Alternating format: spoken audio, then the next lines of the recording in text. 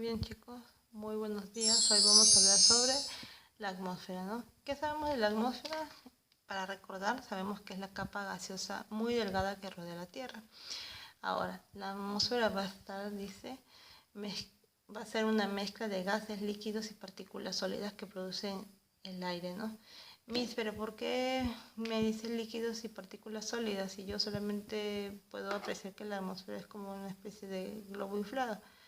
Bueno, si hablamos de líquidos, recuerden ustedes que hay partículas de agua suspendidas en la atmósfera, ¿no? Y de partículas sólidas porque también hay partículas sólidas que son imperceptibles para el hombre a simple vista, como por ejemplo el polvo, y están suspendidas en el aire, por eso es que está compuesta de esa manera, ¿no? Origen de la atmósfera. ¿Cuándo se origina la atmósfera? ¿En qué momento de la evolución de la Tierra se origina la atmósfera? ¿Sí? La atmósfera entonces va a tener una fase en que va a ser primitiva, que va a estar compuesta por vapor de agua, ¿no? Dióxido de carbono y nitrógeno, pero en ausencia de oxígeno, ¿no? Si bien es cierto, va a haber una mínima cantidad de oxígeno, todavía no va a haber tanta cantidad de oxígeno como para poder haber vida, ¿no? Ahora, ¿qué había pasado o qué pasa para que se forme de esta atmósfera primitiva, que es esta de aquí, llena de gases nocivos, ¿no? Pasemos a esta y después a esta que es la que nosotros conocemos. Entonces, lo que pasa es que la aparición de los organismos fotosintetizadores incorporan el oxígeno a la atmósfera. ¿Quiénes son los organismos fotosintetizadores? Obviamente son las primeras formas de plantas. ¿Quiénes son las primeras formas de plantas que vivieron en el océano? Fueron las algas, ¿no es cierto? Esas algas que van a desarrollarse dentro del océano y luego van a salir, van a contribuir a la formación de la atmósfera actual. Además, sumado a los gases que van a emitir los volcanes, la combinación de ambos van a formar el oxígeno. ¿Cuál es la composición de la atmósfera? A ver, la atmósfera tiene, por ejemplo, con relación a gases importantes en su presencia, el nitrógeno, el oxígeno en un 20% casi, el argón, el dióxido de carbono, que es lo que emanan las plantas, ¿no? Recuerden ustedes que el dióxido de carbono es importante para poder realizar la fotosíntesis, ¿no? Y otros gases nobles, ¿no? ¿Qué factores condicionan la existencia de la atmósfera? ¿Por qué existe la atmósfera así, no? Recuerden que es simplemente gas y debería volar y de repente no cubrir la Tierra. El primer componente es la fuerza de gravedad de la Tierra, ¿no? Lo que hace es atraer las partículas de gases pesados y retenerlos alrededor de la Tierra.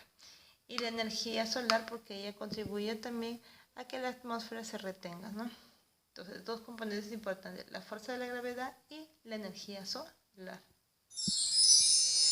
Gases contaminantes. Así como tenemos gases que forman la atmósfera, tenemos gracias a las actividades humanas, ¿no? Incluso las actividades de los animales, ¿no? Que emiten cierta cantidad de gases. Obvio que los animales lo hacen, ¿no?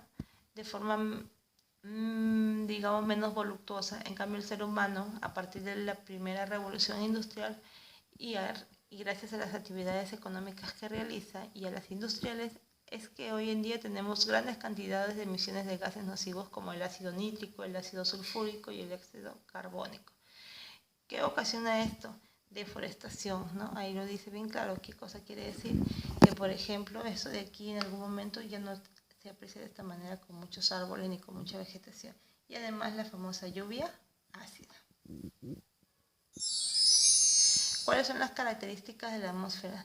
Tiene 5 o 6 características que en el Word lo estamos detallando, pero aquí vamos a poner las más importantes. La comprensibilidad, que se refiere a la expansión de la atmósfera alrededor de la Tierra. Eso va a depender obviamente del peso que tenga. Por ejemplo, ¿no?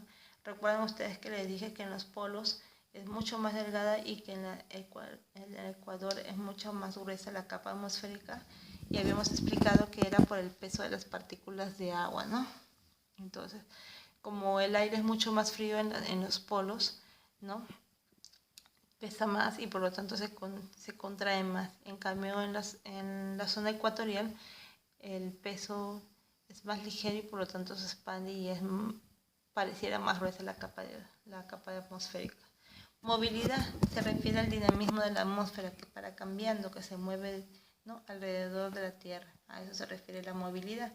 La diaterminancia permite el paso de los rayos solares sin quitarle el calor, ¿no? Entonces, esto diaterminancia se refiere a que, por ejemplo, permite que los rayos solares pasen a la atmósfera, ¿no? Para que calienten, obviamente, la Tierra, pero no le quitan el pase, justo, no le quita la energía calorífica, y por esa razón es que nuestro planeta Tierra se mantiene en un calor adecuado.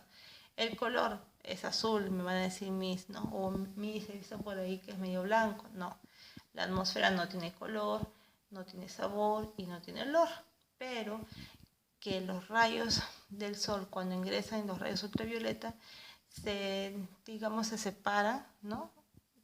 Y por las partículas de agua que están suspendidas en la atmósfera es que podemos apreciar ese color azul en nuestra capa atmosférica. Pero no es que venga del sol con ese color, por si acaso.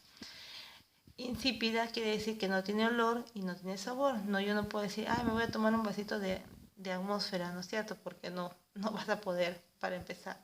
Y segundo, si es que hubiera la posibilidad de probar un vaso de aire, entonces comprobarían ustedes que no tiene ni olor ni sabor. Pero a veces huele feo, sí, es cierto, ¿no? Huele feo, a veces no, ustedes no se han dado cuenta, pero son por los vientos o las corrientes de aire que vienen desde el Océano Pacífico, ¿no? ¿Cuáles son las funciones básicas de la atmósfera? Primero, retiene y absorbe la radiación solar, que son peligrosas para la salud, los famosos rayos ultravioleta. ¿Y quién lo hace? La atmósfera, gracias a la capa de ozono que tiene en uno de sus niveles, ¿no? Segundo, contiene oxígeno, importantísimo porque sin eso no podríamos vivir, ¿no? Y también tiene dióxido de carbono, que es importante. ¿Es malo? No es malo en realidad. En grandes cantidades es malo, pero no es malo porque tiene la proporción justa para que las plantas puedan hacer fotosíntesis. Y si las plantas hacen fotosíntesis, nosotros tenemos oxígeno. Eso lo deben saber por la clase de CTA. También se van a dar fenómenos meteorológicos, que condicionan la vida de los organismos vivos, como por ejemplo las lluvias, las nevadas, los vientos, ¿no es cierto? Las lluvias son importantes, obviamente, cuando no son muchas, ¿no? Porque obviamente nos provee de agua.